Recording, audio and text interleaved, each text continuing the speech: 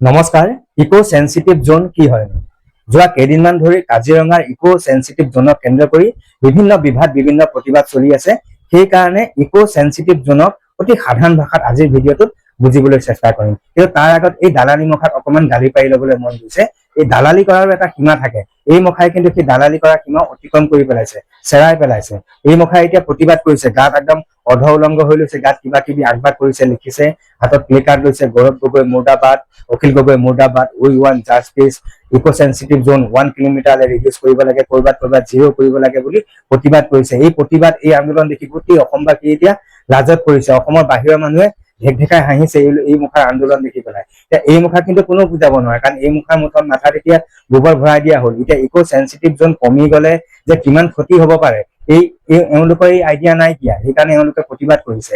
আমি যদি এতিয়া সাধাৰণ ভাষাত ইকো সেন্সিটিভ জোন কি বুলি যদি বুজিবলৈ যাওঁ, ইকো সেন্সিটিভ জোন হৈছে যিখিনি প্ৰটেক্টেড এৰিয়া, নেশ্যনেল পাৰ্ক হওক, ৱাইল্ড লাইফ চেঞ্চুৰী হওক, সেই এৰিয়াৰ আশে পাশে থকা কাষত থকা যিটো মানে কভাৰ বুলি ক'ব পাৰি আৰু বাউণ্ডাৰী বুলি ক'ব পাৰি, যিটো বাফাৰ জোন থাকে, সেই বাফাৰ জোনটোকেই ইকো সেন্সিটিভ জোন বুলি কয়। যিটো জোনত, যিটো এৰিয়াত বন্য জীৱ জন্তুখিনিয়ে মুক্তভাৱে বিচৰণ কৰিব পাৰে, ঘূৰা ফুৰা কৰিব পাৰে, য'ত কিছুমান ৰেষ্ট্ৰিকশ্যন থাকে, যাতে বন্য জীৱ জন্তু আৰু মানুহৰ মাজত যাতে সংঘাত নহয়, যাতে সেই এৰিয়াসমূহ যাতে ডাঙৰ ডাঙৰ হাইড্ৰ' ইলেক্ট্ৰিক প্ৰজেক্ট নহয়, যাতে ডাঙৰ ডাঙৰ 5-star হোটেল বহিব নোৱাৰে, ডাঙৰ ডাঙৰ মাল্টিনেশ্যনেল কোম্পানী যাতে বহিব নোৱাৰে, তাৰ কাৰণে কিছুমান ৰেষ্ট্ৰিকশ্যন থাকে। আৰু সেইটো কাৰণে খুব সম্ভৱ আজিৰ তাৰিখলৈকে কাজিৰঙাখন জীয়াই আছে।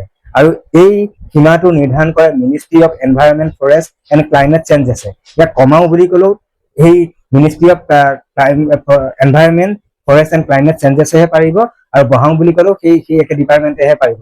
ৰাজ্য চৰকাৰ ইয়াত কোনো ধৰণৰ হস্তক্ষেপ নচলে। এতিয়া কথা হ'ল, ইকো সেন্সিটিভ জোনক যদি আৰু আমি সাধাৰণ ভাষাত বুজিবলৈ যাওঁ, ধৰি লওক কৰ্ণ ধৰক কাজিৰঙা, আৰু কৰ্ণৰ যি কবচ কুণ্ডল ধৰক ইকো সেন্সিটিভ জোন।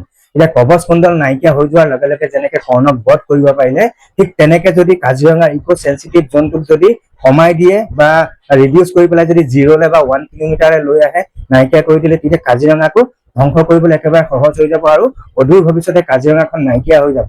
কাজিৰঙাখন কিন্তু চিৰিয়াখানা হৈ যাবগে যদি ইকো সেন্সিটিভ জোনটো কমাই দিয়ে। এতিয়া চাপোজ চাওক কথাটো, বাৰিষাৰ কালত যেতিয়া বানপানী হৈ যায়, বানপানী হৈ গলে তাত থকা জীৱ জন্তু, বন্য জীৱ জন্তুবোৰ যিটো ইকো সেন্সিটিভ জোনলৈ উঠি গুচি যায়, কাৰ্বি পাহাৰ ফালে উঠি যায় বা সেই সেন্সিটিভ জোনলৈ গুচি যায়। যদি এতিয়া সেন্সিটিভ জোনটো কমাই দিয়ে, তেতিয়া এই বন্য জীৱ জন্তুবোৰ কলৈ যাব? কমাই দিয়াৰ ফলত কি হ'ব? মানুহৰ তাত অবাধ বিচৰণ হ'ব, অবাধ খনন কাৰ্য চলিব, ডাঙৰ ডাঙৰ ঘৰ হ'ব, অট্টালিকা হ'ব, বাউণ্ডাৰী ৱাল হ'ব, বিভিন্ন ধৰণৰ ইলেক্ট্ৰিকেল প্ৰজেক্ট বহিব, ডাঙৰ ডাঙৰ হোটেল হ'ব, ৰিজৰ্ট হ'ব, যাৰ ফলত বন্য জীৱ জন্তুৰ কাৰণে কিন্তু থাকিবলৈ জেগা নোহোৱা হৈ যাব। এতিয়া আপোনালোকে নিজে দৃষ্টি কৰি লক্ষ্য কৰিছে নাই নাজানো, যেতিয়া কাজিৰঙা মাজেৰে যদি ৰাতি ভাগত আপোনালোকে যায়, তেনেহলে কিমান পীৰ লাইট, যাক মানে জিলিক মিলিক লাইট, ডাঙৰ ডাঙৰ হোটেল, ৰিজৰ্ট, কি চাব আৰু দেখিলে মানে যেন টাউনৰ মাজেৰেহে পাৰ হৈ গৈছো, এনেকুৱা এটা অনুভৱ হয়। এখন ডাঙৰ ডাঙৰ ৰিজৰ্টত যদি আপুনি সোমাই, নিৰামিষ ভাতৰ থালি 1000 কে লয়, বলিয়া মাছৰ প্লেট মাত্ৰ 4 পিচ 5 পিচ মান দিয়ে 750 টকা লয়, 3 পিচ মান ব্ৰইলাৰ মাংস দিয়ে 650 টকা লয়। আমাৰ নিচিনা মানুহে এইবোৰ ৰিজৰ্টত গৈ খাবলৈ সাধ্যই নাই। তাৰপিছতো আকৌ চিফ মিনিষ্টাৰে কৈছে 5-star হোটেল হলে হেনো বোলে টুৰিজিমটো ডেভেলপ হ'ব। আচৰিত কথা নহয়নে বাৰু? চিফ মিনিষ্টাৰ মহোদয় আৰু এটা কথা কৈছে, যদি 10 কিলোমিটাৰ যদি ৰেডিয়াছত যদি মানে ইকো সেন্সিটিভ জোনটো তেনে বনাই দিয়া হয় বা থাকে, তেনেহলে বোলে কলিয়াবৰ, বোকাখাট, জখলাবন্ধা, বিশ্বনাথ চাৰিআলি, এই অঞ্চলবোৰ বোলে উচ্ছেদ হৈ যাব, এই অঞ্চলবোৰ বোলে মানুহ থাকিব নোৱাৰিব। অতি দুৰ্ভাগ্যজনক কথা। ইমান মিছা কথা চিফ মিনিষ্টাৰজনে অন্ততঃ ক'ব নালাগে, কাৰণ বাই ডিফল্ট এতিয়া 10 কিলোমিটাৰ ইকো সেন্সিটিভ জোন কাজিৰঙা এতিয়া কিমান আছে? বাই ডিফল্ট 10 কিলোমিটাৰ আছে।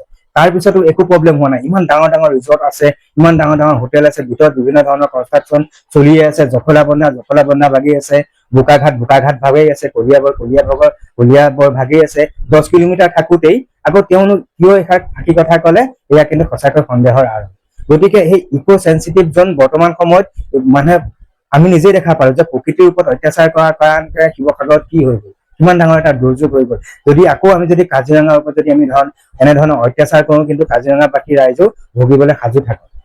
আৰু যিসকলে দাবী কৰিছে, তেওঁলোকে আৰু এটা দাবী কৰক, যাতে যিটো ইকো সেন্সিটিভ জোন 1 কিলোমিটাৰলৈ নহয়, পাৰিলে 5 কিলোমিটাৰ মান ভিতৰলৈ সোমোৱাই কাজিৰঙা যিমানখিনি বন্য জীৱ জন্তু আছে ডাইৰেক্ট কি কৰক, এই আম্বানীৰ বান্তাৰালৈ পঠিয়াই দি পেলাই ইয়াক হেৰি কৰি দিয়ক, মানে চিৰিয়াখানা ঘোষণা কৰি দিয়ক। কাৰণ নেশ্যনেল পাৰ্ক কৰি থলেই নেশ্যনেল পাৰ্ক যদি হৈ থাকে তেনেহলে ইকো সেনচিটিভ জোন থাকিবই। তাতকৈ ডাঙৰ কথা হৈছে কাজিৰঙাখন কোনো দল সংগঠনৰ বা আশে পাশে থকা দাঁতি কাষৰীয়া অঞ্চলৰ মাত্ৰ অধিকাৰ নাই। কাজিৰঙাখন হৈছে ৱৰ্ল্ড হেৰিটেজ চাইট, বিশ্ব ঐতিহ্য ক্ষেত্ৰ। ইয়াত অকল এই কাজিৰঙা আশে পাশে থকা মানুহৰে অধিকাৰ নাই, গোটেই সমগ্ৰ বিশ্বৰ মানুহৰ এই কাজিৰঙাৰ ওপৰত অধিকাৰ আছে। সেই গতিকে সকলোলৈ এটাই অনুৰোধ, সকলো ৰাইজ সজাগ হওক, সচেতন হওক। কাৰণ আজিৰ কাজিৰঙা যিটো কাজিৰঙা বৰ ধুনীয়া, একোৱে নাই তুলনা বুলি যিটো গান আছে, ইয়াত আজিৰ পৰা 20-30 বছৰৰ পিছত যদি এনেধৰণে যদি ইকো সেনচিটিভ জোনটো যদি কমাই দিয়ে, গানটো কেৱল শুনিবলৈহে থাকি যাব। আমি কেতিয়াও এই যি নান্দনিক দৃশ্য কেতিয়াও দেখিবলৈ নাপাম। যদি কাৰোবাৰ এতিয়াও মন আছে, পাৰিলে ফটো চটো উঠাই থৈ দিয়ক, ধুনীয়াকে ড্ৰোন চোন লৈ ফটো চটো উঠাই থৈ দিয়ক। যদি ইকো সেনচিটিভ জোনটো কমাই দিয়ে তেনেহলে কিন্তু কাজিৰঙা হৈ নাথাকিব, কাজিৰঙা সঁচাকে এখন চিৰিয়াখানা হবলৈ গৈ আছে। সেই গতিকে সকলো ৰাইজ সজাগ হওক, সচেতন হওক। পাৰিলে যিমান পাৰে #save Kaziranga, save wild life, save Kaziranga, save Assam এনেকে লিখি মেলি যিমান পাৰে টেগ কৰক। পাৰিলে আন্তঃৰাষ্ট্ৰীয় যিবোৰ সংস্থা আছে যেনেকে WWF, IUCN বা গ্ৰীণ পিচ, এই সংস্থাবোৰলৈ এই ভিডিঅ'সমূহ প্ৰেৰণ কৰক, টেগ কৰক, যাতে সেই সংস্থাবোৰো যাতে প্ৰেছাৰাইজ কৰক। অন্যথা কিন্তু এই যি আমাৰ কাজিৰঙাখন কিন্তু কমপ্লিট ধ্বংস হবলৈ গৈ আছে।